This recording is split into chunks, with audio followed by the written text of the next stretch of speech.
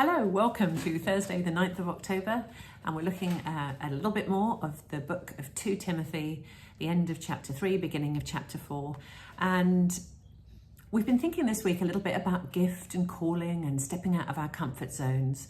And I want to think about actually the purpose of Paul writing to Timothy this time, because Timothy is a gift to the church, and his gift is particularly leadership. So there's a lot in this letter that is Paul saying, Timothy, you need to do this, you need to do that. You need to encourage the people who you're leading to do more of this and less of that.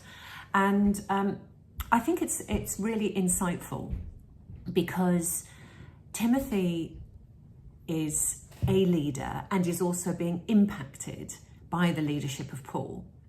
And you and I, we may be leaders, maybe just leaders in our family, very important role, or maybe leaders in the workplace, or amongst our group of friends in a more subtle way. But we are all also subject to leadership, and particularly church leadership, as we cooperate with the leaders that are in Sunny Hill, or if you're listening to this and you're another church, that cooperation with the spiritual gift of leadership is a really important part of our discipleship. And understanding what Paul is encouraging Timothy to do can really help us, because humanly speaking, I don't know about you, but I sometimes have met leaders who it feels that their leadership is more for their own benefit than for the benefit of those who they're leading. And we do see that sometimes. But in the church, it must not be like that, and it is not like that. Paul is encouraging Timothy to be a good leader. But as we observe what that means from the leader's point of view, I think it's really helpful to think of it, where does that leave us as followers? First of all, we are followers of God, but God also leads us through godly leaders. And Paul asks Timothy to do this. He asks him to impact the church with his leadership. He asks Timothy to grow the Christians who he is leading so that they will have impactful lives. And that's what we're cooperating with when we submit to our godly leaders. And I want to pull out this particular scripture. Paul is encouraging Timothy to engage with scripture, and he says this: all scripture is God-breathed and useful for teaching, rebuking, correcting, and training in righteousness, so that the servant of God may be thoroughly equipped for every good work. So Paul is encouraging Timothy to teach the Bible, but he's also encouraging Timothy to engage with the Bible himself. He's not saying, Timothy, I want you to take a few Bible verses and bash your followers over the head so that they do the right thing. I think it's double-stranded. It's, Timothy, I want you to engage, and whatever your name is, hello, Fru, I want you to engage with scripture and understand that it is useful for teaching you what you don't know, for rebuking you when you've got it wrong, for correcting you when you need a course adjust, and for training in righteousness, so that when those bumps appear that you weren't expecting, that you'd never really thought of, or those opportunities are opened up, that you know what to do because you are fully trained in righteousness, prepared for, thoroughly equipped for every good work. So I'm really encouraged. So let's just have a think a little bit about this verse. All scripture is useful for teaching.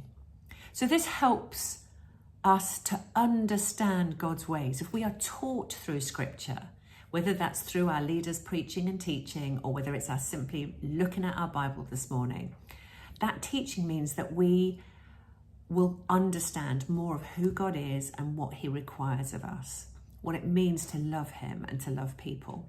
Scripture is useful to teach us what we don't yet fully understand. So, secondly, scripture is useful for rebuking. So that means we get it wrong. I don't know about you, but when I came to Christ, I had all sorts of things I picked up from the world, and to read scripture, to engage with teaching, meant that I started to understand, oh wow, I think about that in a completely wrong way. Wrong and right are not popular concepts in our society, but they are eternal. There are things that are right and there are things that are wrong. And when we read scripture, when we engage with teaching or read a book that encourages us to explore a particular Christian theme, it's good to be able to go, oh, I got that wrong. What a relief. I now know a better way to live. Thirdly, scripture is useful for correcting. So sometimes we're doing something pretty well, but we could do it better.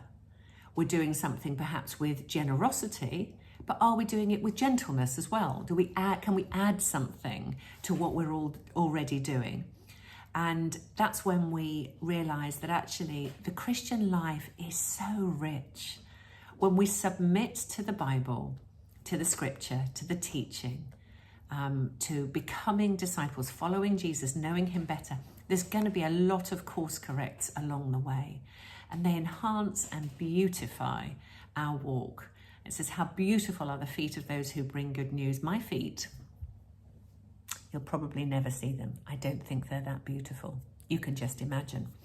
But my feet are beautiful because my course is corrected by God as I read scripture and engage with the teaching that I receive. And then finally, training in righteousness. So this speaks into not just what is happening today, and I love the way scripture speaks into what's happening right on the day that you read it. You read something and you go, I can put that into practice today. But also scripture speaks into what's going to happen further down the line, into principles and concepts that we may not have even come up against. But it means that when life happens, we are already trained and ready to do the heavy lifting that requires to succeed in something and to triumph and to look back and say, that happened and I've got no regrets because I knew what to do. Fantastic verse to remember, that all scripture is God-breathed. God breathed out. He spoke through the writers of scripture, and the Bible we can trust is exactly what he wants it to be. Fully tried over the centuries and useful to us, so that the servant of God, that's you and me, may be thoroughly equipped, lacking nothing, for every good work. What a promise. Have a great day. Bye.